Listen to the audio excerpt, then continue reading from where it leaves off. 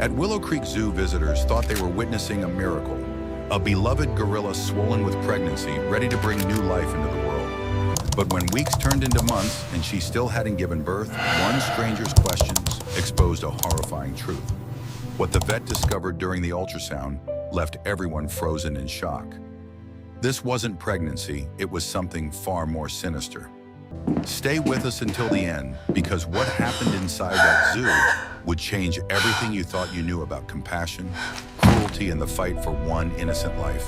Under the golden sunlight of a quiet Georgia morning, families strolled through the gates of Willow Creek Zoo, laughter and the scent of popcorn mingling in the air. But near the back of the park, away from the cheerful crowd, a heavy silence lingered inside one of the largest enclosures.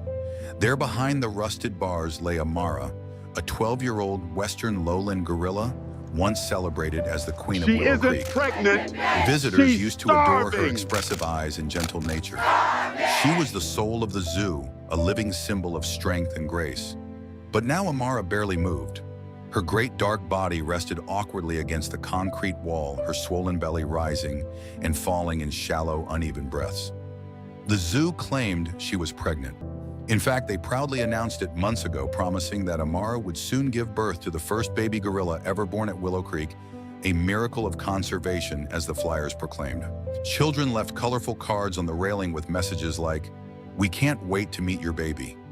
But the months dragged on, 10 months, then 11, and still no baby. Instead of glowing with health, Amara seemed to fade before everyone's eyes. Visitors whispered among themselves, uneasy. "Shouldn't she have given birth by now?" one woman murmured to another. A young man holding a camera frowned as he watched her through the glass. "That's not how a mother looks," he said softly. "That's how an animal looks when she's in pain." But when concerned guests approached the zookeepers, they were met with the same dismissive smile. "Everything's fine," one of them repeated. "Amara's just tired. Pregnancy takes time." Yet something about her stillness felt unnatural. Her food remained untouched. The water in her bowl turned stale. She avoided eye contact with the keepers, retreating to the farthest corner whenever they entered. But when children pressed their faces to the glass and called her name, her gaze would flicker for a moment as if she wanted to respond but couldn't. One Saturday afternoon, as the crowd thinned and sunlight filtered weakly through the canopy, a man named Jacob, a wildlife photographer passing through Georgia, noticed her. He had seen pregnant gorillas in the wild before, and nothing about Amara looked right. He raised his lens, capturing her lifeless posture, the dull reflection of her eyes. Then she moved, just barely turning her face toward him. In that brief instant, Jacob swore he saw a glimmer of desperation there, a silent plea that cut through the glass between them. When he uploaded the photo that evening, it spread across social media within hours. Thousands of people commented, "That gorilla doesn't look healthy. Someone needs to help her." The image of Amara, once a symbol of hope, had become something else entirely, a mirror reflecting neglect and denial. Inside the zoo, however, the management brushed off the online uproar. "Amara's fine," said the director in a televised interview, his tone measured but defensive. "She's under the care of our best veterinarians. People should stop speculating." But behind the scenes, even some of the staff began whispering doubts. They had noticed her refusing food, her trembling limbs, her strange groans at night that echoed through the empty corridors after closing time. One keeper, a young woman named Clara, told a colleague in secret, "It doesn't feel like a pregnancy. It feels like she's dying." Still, no one acted, and each day the silence around Amara grew heavier. Then one morning, as fog rolled across the zoo's quiet paths, a woman with a worn leather bag and a reporter's badge clipped to her coat arrived at the front gate. Her name was Rachel Collins, a journalist known for exposing stories of wildlife mistreatment. She had read Jacob's post and couldn't shake the image of the suffering gorilla. Something about those eyes haunted her. When the gatekeeper tried to turn her away, she flashed her credentials. "I'm here to ask why your gorilla hasn't given birth," she said calmly. The man hesitated. "You'd better talk to Mr. Hawthorne," he muttered. As Rachel followed him through the twisting paths of the zoo, past laughing families and bright murals of happy animals, she noticed how the laughter faded the closer they came to Amara's enclosure. When she finally stood before the gorilla, her breath caught in her throat. The air smelled of decay. The once lush habitat was strewn with rotting fruit. And there, lying motionless, her eyes half open, was Amara.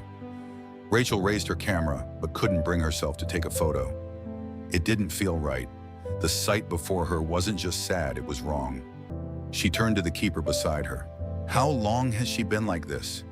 The keeper's eyes darted nervously toward the office building. "Too long," he whispered. That night, Rachel sat in her car outside the zoo, the glow of her laptop lighting her face. She began typing the first line of an article that would soon shake the entire country. "Something is terribly wrong with the Queen of Willow Creek Zoo." Rachel returned to the Willow Creek Zoo the next morning, the sun barely cresting the pines. The early light did little to brighten the air of neglect that hung over the place. The paint on the zoo's main sign was peeling, and the faint odor of waste drifted from the animal enclosures. She paused at the ticket booth, flashing her press credentials again. The attendant, an older man with sun-creased skin, hesitated before waving her through. "Mr. Hawthorne doesn't like reporters," he muttered under his breath. Rachel gave a polite nod, her expression calm but determined. She dealt with men like Hawthorne before, people who hid behind polished words and no comment, pressed statements while animals suffered behind locked doors. The zoo was nearly empty, save for a few staff sweeping walkways and a couple of families with children clutching ice cream cones. Rachel's heels clicked sharply on the pavement as she made her way toward the administrative offices. Mr. Hawthorne was waiting for her, a tall, heavy-set man in his 60s, dressed in an ill-fitting gray suit that did little to hide his impatience. His smile was forced, his eyes cold and calculating. "Ms. Collins," he greeted her with exaggerated politeness. "I understand you're here about our gorilla. Let me assure you everything is under control." Rachel offered a measured smile. "Under control," she repeated. "That's not what the photographs suggest." Hawthorne's jaw tightened. "Social media has a way of turning concern into hysteria. Amara is a valued animal. She's under the care of our veterinary team." Rachel studied him for a long moment. "Then you wouldn't mind if I spoke with your veterinary staff?" His smile faltered. "They're busy," he said curtly. "Routine checks, feeding schedules. You understand?" "What I understand," Rachel said softly, "is that people are worried. The zoo made a public announcement nearly a year ago that Amara was pregnant. 11 months later, she still hasn't given birth. You call that routine?" Hawthorne's expression hardened. "You're out of line. Gorillas carry for up to 9.5 months, some longer. Every animal is different." "Now, if that's all, it's not," Rachel interrupted. Her voice didn't rise, but there was steel in it. "I'd like to see her enclosure again." Something flickered in his eyes, an unspoken warning. "You were already there yesterday. Then it shouldn't be a problem for me to look again." For a long moment, neither of them moved. Then Hawthorne exhaled through his nose and gestured for her to follow. "Fine, but make it quick." They walked down a narrow service path that wound behind the main viewing area. The sounds of laughter and chatter faded. When they reached the gorilla enclosure, the air grew thick with humidity and the sour scent of decay. Amara was lying near the corner again, her breathing shallow, her eyes dull but still aware. She looked toward Rachel as the journalist approached, and something like recognition flickered across her gaze. "See," Hawthorne said, his voice clipped. "Resting? Perfectly fine." Rachel knelt near the glass, ignoring him. Up close, she noticed fresh scratches on the concrete floor, as if Amara had tried to drag herself across the enclosure. Her water bowl was dry. A single piece of brown lettuce wilted in the corner. "Your caretakers haven't been in here recently," Rachel said quietly. Hawthorne bristled. "You're not qualified to make that judgment. Neither are you," she said flatly, standing. "Not when it comes to a living being." He took a step toward her. "Be careful, Ms. Collins. Stories like this can hurt people's livelihoods." Rachel met his gaze without flinching. "And silence can kill animals." The two locked eyes, the air between them crackling with hostility. Then a voice broke through from behind, a young woman in a khaki uniform holding a clipboard. "Mr. Hawthorne," she said nervously. "Dr. Monroe is here." Hawthorne turned sharply. "Who, the wildlife vet?" "From Atlanta. Said he was sent by the Department of Animal Welfare." Rachel's pulse quickened. She knew the name Dr. Elias Monroe, a respected veterinarian with a reputation for integrity and blunt truth. "Looks like you have another visitor who asked too many questions," she murmured. Minutes later, Dr. Monroe entered the enclosure area, his weathered face set with concern. "Mr. Hawthorne," he greeted coolly, "I'm here to evaluate the gorilla's condition. You received my notice." Hawthorne forced another smile. "Doctor, we appreciate your interest, but as I told the press, everything's fine. There's no need I'll be the judge of that," Monroe said evenly. He turned to Rachel. "You must be Collins, the reporter. I read your article last night." Rachel nodded. And I think you're right," he said simply. "Something's not adding up."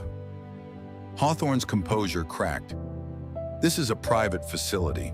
You can't just walk in here." "And I can," Monroe interrupted, pulling out a folded paper from his jacket. "Under Georgia state law, I'm authorized to conduct welfare inspections in cases of suspected neglect. This one qualifies." For the first time, Hawthorne looked uncertain. He stepped back slightly, gesturing toward the gorilla enclosure. "Do what you must, but when you see she's fine, I expect an apology." Dr. Monroe didn't answer. He stepped forward, his trained eyes scanning the enclosure with growing disbelief. The smell, the filth, the neglect, it told a story long before any ultrasound could. "She hasn't eaten properly in days," he muttered. "And this swelling, this isn't normal gestation, it's distension, possibly fluid buildup or blockage." Rachel's stomach turned. "Can you tell for sure I'll need imaging?" he said, pulling out his stethoscope. "But from where I stand, this animal is suffering." Hawthorne scoffed. "You veterinarians love dramatics." Monroe turned sharply. "You call this dramatics?" His voice echoed against the concrete walls. "You've kept her in squalor, ignored her symptoms, and called it pregnancy. This isn't care, it's cruelty." For a moment, the only sound was Amara's labored breathing. Rachel's hands tightened around her camera. "If you won't let him run tests," she said quietly to Hawthorne, "the world will know by tomorrow." Hawthorne glared at her, but there was fear behind his anger now. He could sense control slipping away. Dr. Monroe straightened. "Give me 24 hours," he said firmly. "I'll return tomorrow with my equipment. If she's truly fine, you'll have proof. If not," he looked toward Amara, "then at least someone will have done the right thing." Rachel watched as he walked away, his silhouette framed against the dying light. For the first time, she felt a spark of hope, but it was buried beneath a heavier feeling, one she couldn't shake. Whatever was happening inside Willow Creek Zoo, it wasn't just neglect, it was deception, and she was beginning to suspect that Amara wasn't the only one in danger. The next morning dawned gray and heavy, the air thick with the kind of silence that felt like a warning. Dr. Elias Monroe arrived at Willow Creek Zoo before sunrise, his truck carrying the portable ultrasound equipment that might finally reveal the truth about Amara. Rachel Collins was already waiting at the gate, clutching a steaming cup of coffee she hadn't touched. Her eyes were shadowed from lack of sleep, her mind replaying the haunting image of Amara lying motionless in that filthy enclosure. The guard at the entrance looked uneasy, but let them through after a brief call to the office. "Mr. Hawthorne's not in yet," he muttered, "but the others are inside." Rachel didn't need Hawthorne's permission anymore. The world was already watching. Her article had gone viral overnight. Photos of the suffering gorilla had flooded social media, and hundreds of comments demanded action. Today, Rachel whispered as she followed Dr. Monroe down the damp, winding path, we get answers. When they reached the enclosure, the sight that greeted them froze, both in place. Amara hadn't moved since the day before. Her body lay slumped in the same corner, her breathing ragged and shallow. Flies buzzed around the leftover fruit that had long since begun to rot. The young keeper, Clara, stood nearby, wringing her hands. "She hasn't eaten again," she said softly. "And last night, she made this low sound, almost like crying." Her voice broke on the last word. Dr. Monroe set down his bag and rolled up his sleeves. "We don't have time to wait for permission," he said.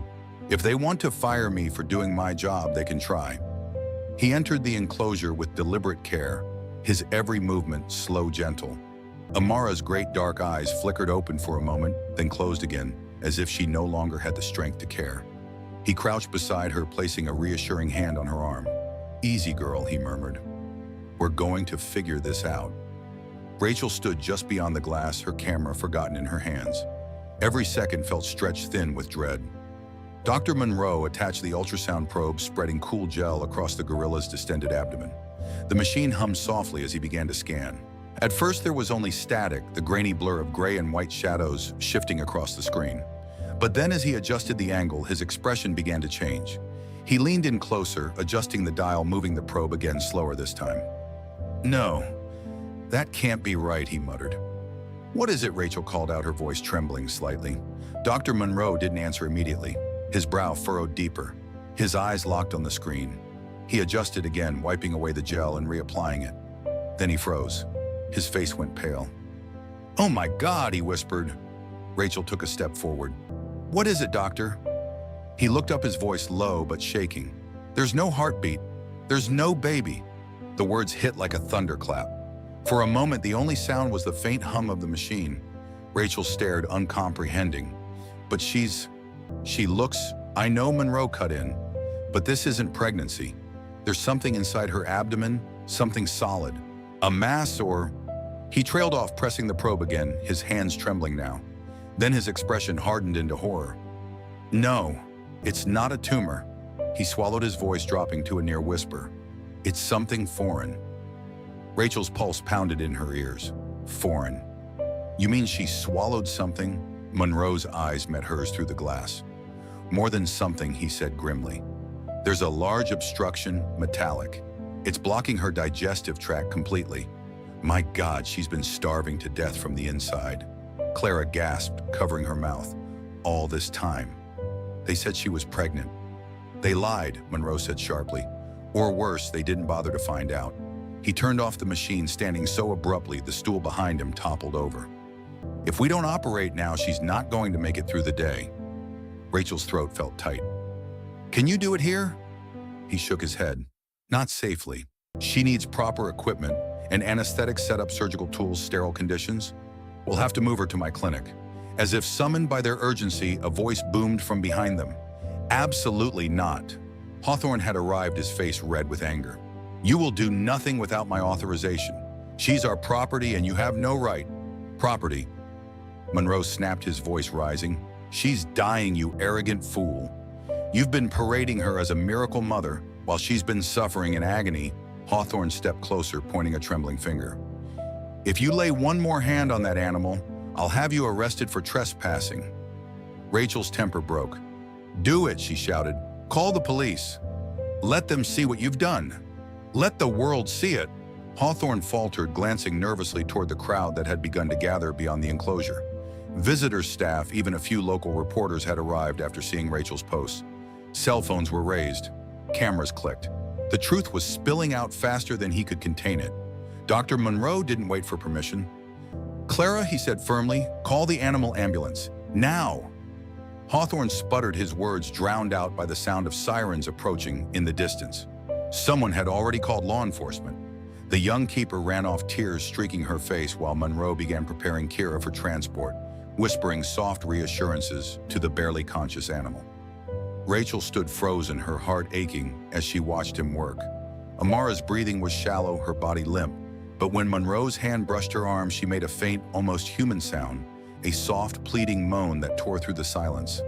"It's okay," Monroe said gently, his voice breaking. "We've got you now."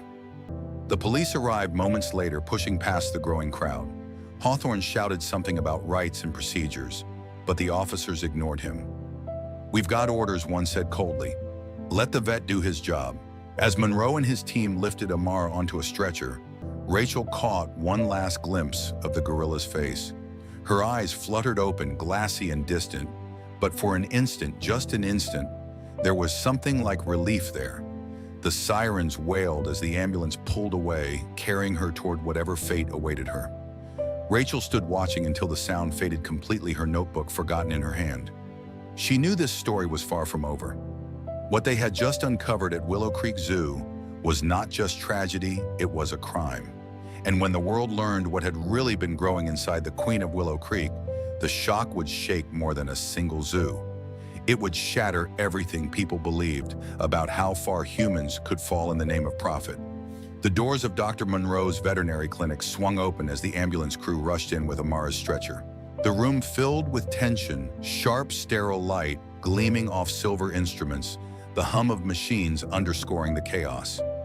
Rachel followed closely behind her hands, shaking as she gripped her camera. But for once, she didn't film. Some moments she thought deserved reverence, not exposure. Amara's breathing was shallow, each rise of her chest labored and uneven. The faintest moan escaped her lips as she was laid gently onto the surgical table. Dr. Monroe barked quick, precise orders to his team. Prep her, now oxygen mask V fluids heart monitor. I want full vitals before we start. His voice was steady, but beneath it was a current of urgency that every technician could feel. The readings came through. Monroe's jaw tightened. Her heart rate's erratic. Dehydration severe. She's in shock. Clara stood at the foot of the table, clutching her gloves, her face pale with fear. Can she survive the surgery? She asked softly. Monroe didn't look up. We don't have a choice. If we don't remove that obstruction, she dies within hours. The room fell silent as anesthesia flowed through the IV. Amara's eyes fluttered, once then closed. The gorilla, once the radiant queen of Willow Creek, now lay still and vulnerable under the cold light. Monroe placed a hand on her arm. You've fought this long, he whispered. Don't stop now. Rachel watched from the observation window as the surgery began. The air was thick with tension, the kind that clung to your lungs and refused to let go. For nearly 2 hours, Monroe worked with meticulous precision, sweat darkening the collar of his scrubs. His team operated in synchronized silence, the only sounds the rhythmic beeping of monitors and the quiet metallic clink of instruments being exchanged. Then Monroe froze. Something heavy gleamed beneath the incision, something that didn't belong. Scalpel, he said quietly, his voice strained. He reached in deeper, his gloved hands trembling as he began to extract the object. Piece by piece, the truth came out, plastic wrappings, bits of foil, a twisted piece of metal, and then a large sheet of industrial plastic crumpled and blackened by time. The stench was overwhelming. One of the assistants gagged and turned away. Monroe's expression was a mix of disbelief and fury. They were feeding her fruit wrapped in this, he muttered, holding up the bloodied mass of plastic. They didn't even bother to remove it. It blocked her intestines completely. Clara covered her mouth, tears spilling down her cheeks. Oh my God, she whispered. All that pain. And they just called it pregnancy. Rachel's throat tightened as she watched through the glass. Every emotion she'd suppressed since she first saw Amara came rushing back: anger, sorrow, guilt. She had seen neglect before, but this was cruelty disguised as ignorance, a crime hidden beneath the word pregnancy. Monroe continued removing debris, fruit stickers, torn wrappers, even small coins. The gorilla's stomach had become a graveyard of negligence. No animal should endure this, he said hoarsely. No living thing.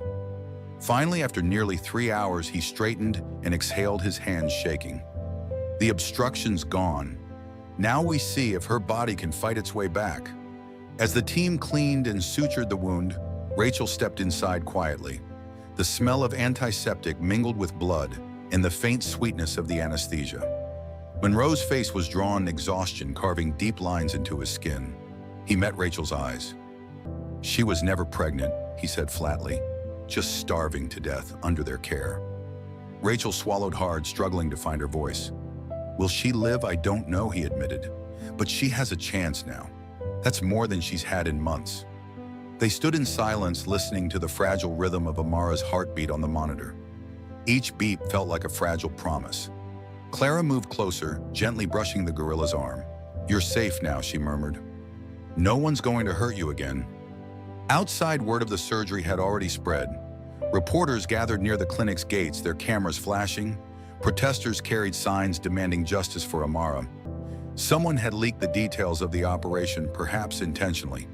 The story that had begun as whispers of concern had become a roar of outrage. When Monroe finally stepped outside hours later, Rachel followed him into the cool evening air. Reporters surged forward, microphones thrust toward him. Dr. Monroe, what did you find? Was the gorilla really pregnant?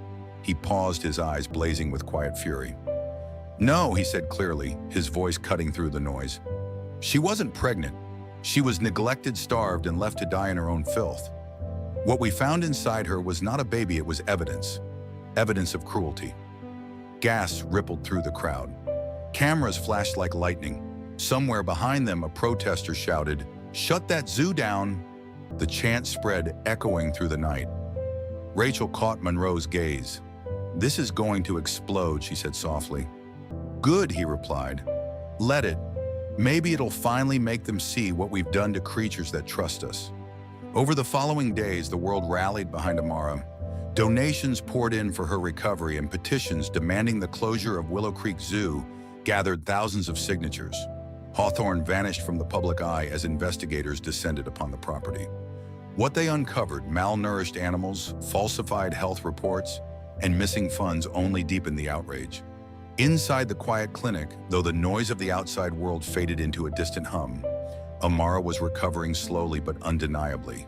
She began to eat again, lifting pieces of fruit gently in her massive hands, her dark eyes more alert each day. Clara often sat beside her enclosure, reading softly from a book, while Monroe monitored her vitals. One afternoon, as Rachel stood by the glass, Amara turned her head and met her gaze. For the first time, Rachel saw something other than pain reflected back. It was peace, fragile, tentative, but real. In that moment, the journalist lowered her camera. Some stories didn't need a lens. They needed witnesses. When Dr. Monroe stepped beside her, she whispered, "She's going to make it, isn't she?" He smiled faintly, exhaustion softening his voice. "Yes," he said. "And when she does, maybe the world will remember her, not as a tragedy, but as proof that compassion can still win."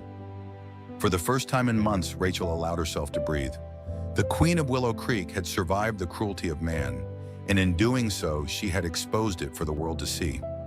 Months passed, and the chaos that once surrounded Willow Creek Zoo had quieted into something powerful, a collective reckoning. What began as one journalist's curiosity and one veterinarian's defiance had sparked a movement. Across the country, headlines still spoke of Amara, the gorilla once thought to be pregnant, who had instead carried the weight of human negligence inside her body. But now those same headlines carried a new name for her: the voice of compassion. Dr. Elias Monroe stood outside his clinic one morning, watching the sun spill through the trees, gilding the dew on the grass. The world had moved on to other stories, as it always did. But here in this sanctuary he had helped build, Amara was thriving.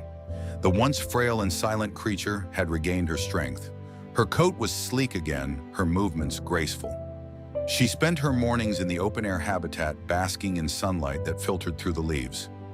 Rachel arrived shortly after, her notepad tucked under one arm, though she rarely wrote during these visits anymore. She didn't come as a reporter, now she came as a friend. "You know," she said with a quiet smile, "I think she recognizes you." Monroe followed her gaze.